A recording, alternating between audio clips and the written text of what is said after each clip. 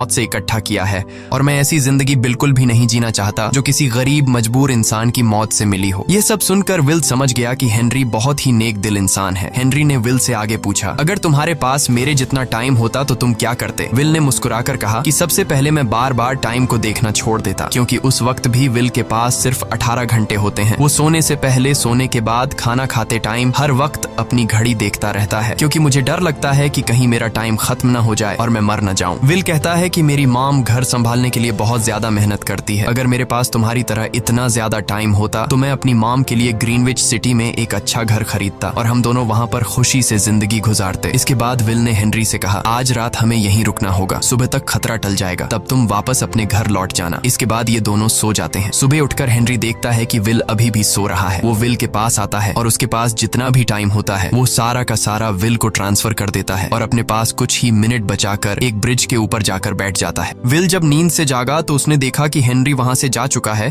तभी हमेशा की तरह नींद से जागने के बाद विल ने अपनी घड़ी में नजर डाली। विल की घड़ी में 116 साल ऐड हो चुके थे। यह देखकर उसकी आंखें खुली की खुली रह गईं। उसे लगा कि वो अभी भी नींद में है और सपना देख रहा है। इसी दौरान विल की नजर विंडो पर पड़ी जिस पर लिखा था, मेरा टाइम बर्बाद मत करना। वो समझ जाता है कि हेनरी ने मुझे अपना सारा समय दे दिया है। तभी विल ने हेनरी को दूर एक ब्रिज के किनारे पर बैठे देखा। विल जल्दी से हेनरी की तरफ भागा, लेकिन अब बहुत देर हो चुकी थी, क्योंकि हेनरी के पास अब बस कुछ ही सेकंड्स बचे थे और थोड़ी देर बाद वो एक झटके से मरकर ब्रिज से नीचे पानी में गिर गया। विल को हेनरी की मौत का बहुत ज्यादा दुख होता है। अब विल के पास 116 साल की जिंदगी थी और वो समझ जाता है कि अगर मैं यहाँ पर रहा तो लोग समझेंगे कि हेनरी को इसी ने मारा है। विल जल्दी से अपने दोस्त के पास जाता है। विल का दोस्त विल के हाथ में इतना सारा टाइम देखकर शॉक रह जाता है, जिसके बाद विल ने अपने दोस्त को दोस्ती की खातिर 10 साल का टाइम दिया। ये देखकर विल का दोस्त उसका दिल से शुक्रिया अदा करता है। विल कहता है कि यहाँ रहना मेरे लिए अब ठीक नहीं, क्योंकि इतने ज्यादा टाइम को देखते हुए मेरा टाइम छीनने के लिए कोई भी मुझे मार सकता है। अब मैं अपनी माँ के लिए ग्रीनविच सिटी में